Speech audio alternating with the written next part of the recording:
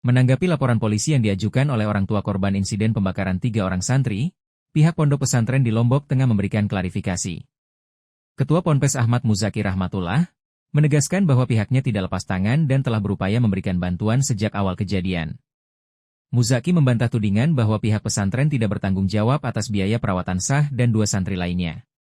Ia menyatakan bahwa pihak Ponpes rutin menjenguk korban, baik saat di rumah sakit maupun setelah pulang ke rumah. Ia menambahkan bahwa pihak pesantren tetap memperhatikan kondisi korban karena statusnya masih dianggap sebagai santri di pondok tersebut. Terkait terduga pelaku berinisial R yang merupakan kakak kelas korban, pihak Ponpes menyatakan telah mengambil langkah tegas dengan memberhentikan santri yang bersangkutan. Pihak Ponpes juga memberikan penjelasan mengenai isu adanya denda sebesar 7 juta rupiah jika korban atau keluarga menceritakan kronologi kejadian yang sebenarnya. Muzaki menegaskan bahwa informasi tersebut tidak benar. Muzaki mengingatkan bahwa selama ini Ponpes Rusyah telah memberikan fasilitas pendidikan dan kebutuhan hidup secara cuma-cuma kepada para santrinya sebagai bentuk pengabdian. Mengenai laporan resmi yang telah masuk ke Polres Lombok Tengah, pihak pesantren menyatakan akan menghormati dan mengikuti prosedur hukum yang berlaku. Namun, ia tetap berharap agar permasalahan ini dapat diselesaikan dengan cara kekeluargaan.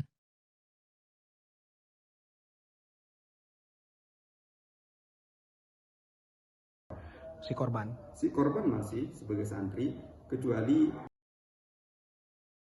itu sekarang sudah pindah dari sini, sudah pindah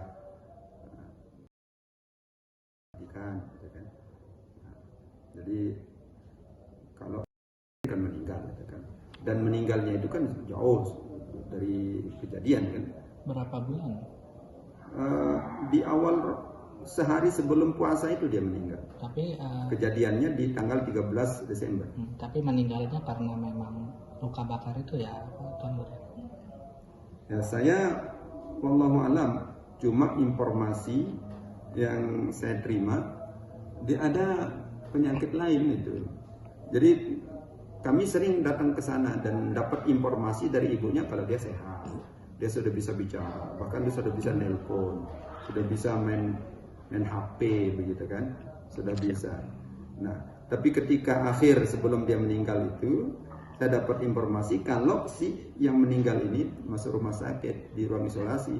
Lalu kami berdua pergi ke sana, dan di situ ibunya cerita kalau dia mencret dan ada penyakit lain kata dokter.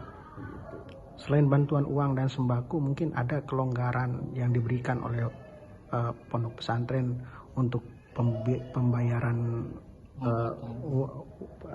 sekolah dan segala macam.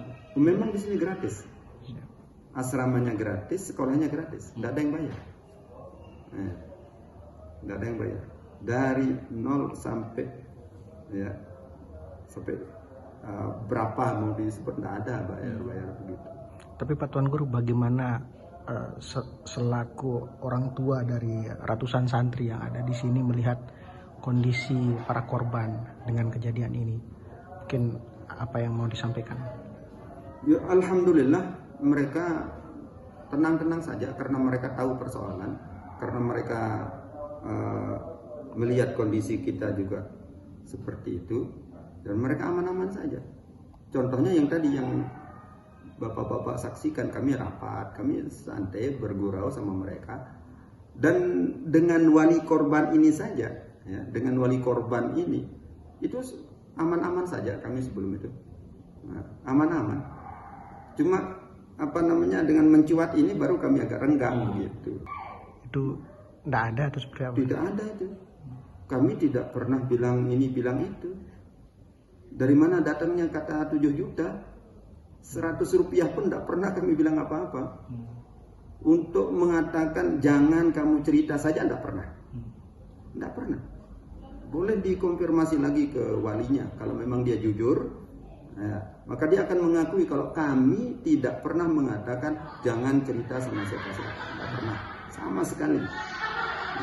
Seperti terakhir kami ke Seteling itu. Kami main-main kok sama mereka. Tertawa-tawa. Itu tidak ada apa-apa itu. Ya. Tidak pernah. Ini saksi. Boleh jadi saksi ini, Ustaz Junaidinya. Tidak pernah kami bicarakan masalah boleh atau tidak boleh, itu tidak pernah.